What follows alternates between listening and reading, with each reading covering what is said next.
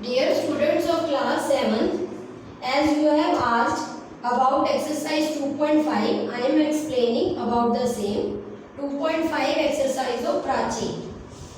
अब प्राची की 2.5 एक्सरसाइज में एक तो ये है कि आप लोगों को इतने सिंपल सम है उसके अंदर, ठीक है, और स्टिल आप लोगों ने ट्राई ही नहीं किया और ऐसे ही लिख के भेज दिया है। इसमें तो सारे के सारे आपके एमसीक्यूज हैं। 2.4 एक्सरसाइज आपने पूछी थी तो उसमें ही मैंने एक्सप्लेन कर दिया था, बट 2.5 में तो कुछ है ही नहीं। अब आप खुद ही इस चीज को रियलाइज करोगे। 2.5 एक्सरसाइज का जो फर्स्ट क्वेश्चन का फर्स्ट पार्ट है उसमें हमें इसकी स्टैंडर्ड फॉर्म देनी है -42/63 की। तो आपने क्या करना है, सेम टेबल पे कैंसिल करना है। 7 6 था, 7 9 था, 3 2 था, 3 3 था, और -2/3 is the answer. Second part में है every integer is a natural number, whole number, rational number या none. On the first day जब मैंने चैप्टर स्टार्ट किया था आप लोगों का, मैंने रैशनल नंबर आपको बताया था, उसी में मैंने आपको बताया था कि सारे के सारे इंटीजर जो है वो रैशनल नंबर होते हैं, ठीक है। सारे इंटीजर जो होते हैं आपके रैशनल नंबर होते हैं। आपको मैंने बताया था कि जितने सारे नेचुरल नंबर, सारे होल नंबर, सारे integers they come in the category of rational number, ठीक है। तो natural number, whole number and integers और फ्रैक्शंस भी even come in the category of rational number. तो every integer is a rational number. Second का C part है। फिर first का थर्ड पार्ट है, फर्स्ट क्वेश्चन का थर्ड पार्ट कि स्मॉलेस्ट रैशनल नंबर क्या है। भाई जब स्मॉलेस्ट रैशनल नंबर तो आप डिफाइन कर ही नहीं सकते हो। क्यों?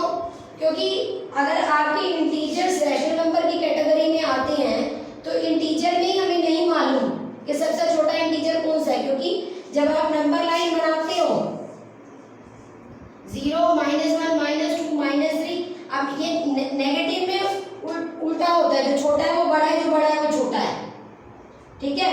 तो अब ये इस साइड तो आपके पॉजिटिव होते हैं, इस साइड आपके नेगेटिव होते हैं। तो सबसे छोटा नेगेटिव इंटीजर किसी को नहीं पता, ठीक है। आगे बात समझ, इट कैन बी -1 मिलियन, उसके बाद बिलियन, उसके बाद ट्रिलियन। कहाँ पर है नेगेटिव में? नेगेटिव में ये आप स्मॉल की तरफ जा रहे हो, छोटे की तरफ जा रहे हो। -2 -1 से छोटा है, -3 -2 से छोटा है। तो सबसे छोटा नेगेटिव इंटीजर किसी को पता नहीं है, इसीलिए सबसे छोटा रैशनल नंबर भी किसी को पता नहीं है। उसके बाद है आपका answer yes and no. Is every natural number a rational number? Yes, क्योंकि सारे नेचुरल नंबर रैशनल नंबर में ही लाई करती हैं। Is every integer a rational number? Yes, क्योंकि सारे इंटीजर रैशनल नंबर में ही लाई करती है। तो ये सेकंड का फर्स्ट और सेकंड पार्ट है। अब बताओ same question again and again अगर रिपीट होंगे अदर बुक में, तो मुझे तो ये समझ नहीं आता कि अंडरस्टैंडिंग आप लोगों की है कितनी। क्योंकि जो चीज बेसिक चीजें मैंने on first day chapter start होते हुए बताती हूँ, वो आप जाकर आखिर में मेरे से पूछते हो। जब आपका चैप्टर एनसीईआरटी में ओवर हो जाता है और अदर बुक से करते हो तो आप सेम क्वेश्चन में ही पूछते हो। उसके बाद है थर्ड क्वेश्चन कि इसमें से कौन से रैशनल नंबर नहीं है। तो 10/0 और 2/0 ये आपके दो रैशनल नंबर नहीं है, क्योंकि रैशनल नंबर क्या होते हैं जिन्हें हम p/q की फॉर्म में लिख सकते हैं, और p and q are both integers where q shouldn't be 0, ठीक है। कोई भी रैशनल नंबर होगा जिसको हम p/q की फॉर्म में लिख सकते हैं और q 0 नहीं होना चाहिए, नीचे वाला इंटीजर 0 नहीं होना चाहिए। इन दोनों ही नंबर में नीचे 0 है, इसका मतलब both are not rational number. दोनों के दोनों रैशनल नंबर नहीं है, क्योंकि क्यों नीचे वाला 0 नहीं होना चाहिए, जबकि नीचे वाला 0 है तो वो कभी भी रैशनल नंबर नहीं होता। जैसे सपोज मैं 5 की बात करूं तो 5 रैशनल नंबर है। क्यों? क्योंकि 5 can be written in the form of 5/1। जितने भी मेरे नेचुरल नंबर हैं, जितने भी मेरे नेचुरल नंबर है उन्हें 5 जैसे 5 को 5/1 लिख सकती हूँ, 2 को 2/1 लिख सकती हूँ, 6 को 6/1 लिख सकती हूँ। तो दे आर रैशनल नंबर जिन्हें हम p/q की फॉर्म में लिखें और q 0 नहीं होना चाहिए, नीचे वाला 0 नहीं होना चाहिए, आर रैशनल नंबर, उन्हें हम रैशनल नंबर बोलते हैं। ठीक है, लेकिन इसमें नीचे 0 आ रहा है इसलिए वो रैशनल नंबर नहीं है। नेक्स्ट क्वेश्चन है आपका पॉजिटिव रैशनल नंबर और नेगेटिव रैशनल नंबर बताना है। फोर्थ क्वेश्चन में पॉजिटिव रैशनल नंबर और नेगेटिव रैशनल नंबर बताना है। अब फोर्थ क्वेश्चन की बात करें, फर्स्ट पार्ट है 3/4 है तो पॉजिटिव रैशनल नंबर है। -2/5 की बात करें तो नेगेटिव रैशनल नंबर है। ठीक है, अगर मैं 8/-6 की बात करूं,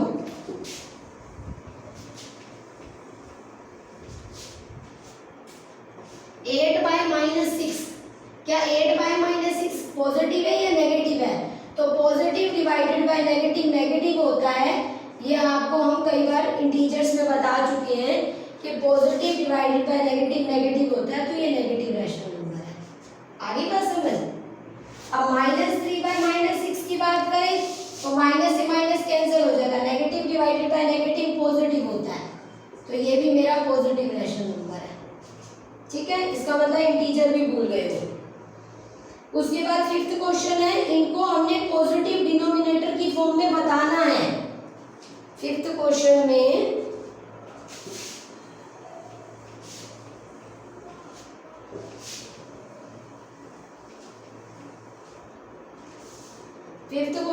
मुझे पॉजिटिव डिनोमिनेटर की फॉर्म में बताना है। अब नेगेटिव नेगेटिव से डिवाइड हो गया तो कैंसिल हो गया, 10/12 तो पॉजिटिव डिनोमिनेटर आ गया। अगर मैं बात करूं 6/-15 की, ठीक है, ये फिफ्थ क्वेश्चन है, 6/-15 की, तो पॉजिटिव डिनोमिनेटर कैसे बनेगा? Plus divided by minus, minus ही होता है, तो मैं इस माइनस को ऊपर दिखाऊंगी। स्टैंडर्ड फॉर्म ही मेरी यही कहती है कि positive divided by negative negative होता है, तो स्टैंडर्ड फॉर्म के अकॉर्डिंग भी नेगेटिव ऊपर आएगा, तो मेरा डिनोमिनेटर कैसे हो गया? पॉजिटिव। तो इस तरह से। सिक्स्थ क्वेश्चन की बात करें तो इन्हें हमें रैशनल नंबर की फॉर्म में दिखाना है। रैशनल नंबर की फॉर्म में दिखाना है, जैसे 5 को रैशनल नंबर कैसे बनेगा? 5/1, नीचे 1 लगाते जाओ। -3 का कैसे बनेगा? -3/1।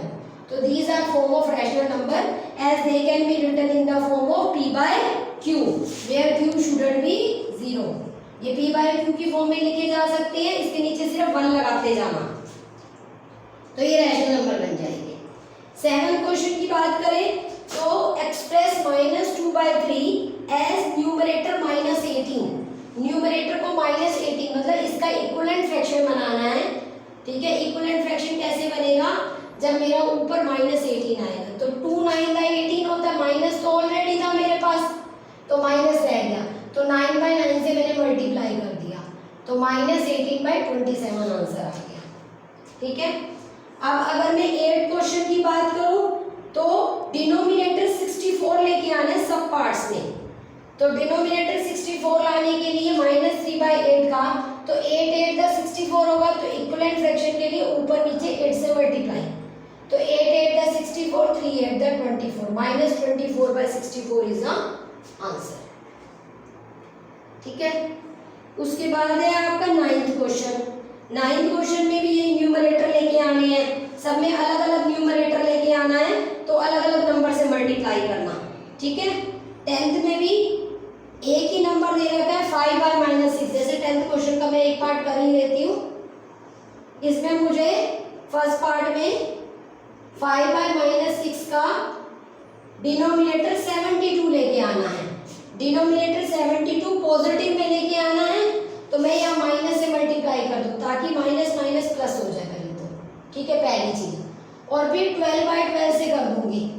ठीक है, तो ये हो जाएगा -12/-12 से मैंने डिवाइड कर दिया। सेम नंबर ऊपर नीचे करना होता है to get the equivalent fraction. तो plus minus the minus, 12/5 the 60, minus minus the plus, 12/6 the 72। तो ये मैंने डिनोमिनेटर 72 लिया है। नेक्स्ट आपका 10th के बाद हो गया 11th क्वेश्चन। 11th क्वेश्चन में आपका are the three rational number -2/5, -2/5, 2/-5 are same, तो yes they are same.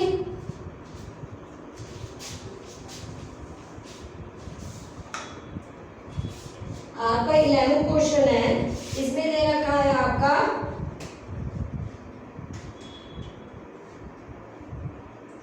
-2/5, -2/5 and 2/-5 are same, तो आंसर इज यस।